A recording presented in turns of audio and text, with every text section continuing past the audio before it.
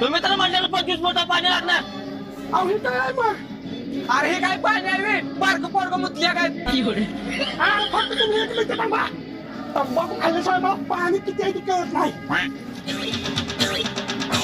हे बघा अजून खाली हे 50 फूट जाऊ दे. अय पानाडी, अहो इथं डायरेक्ट समुद्र लागेल. सांगली जिल्ह्यात महापूर येईल. चला चालू.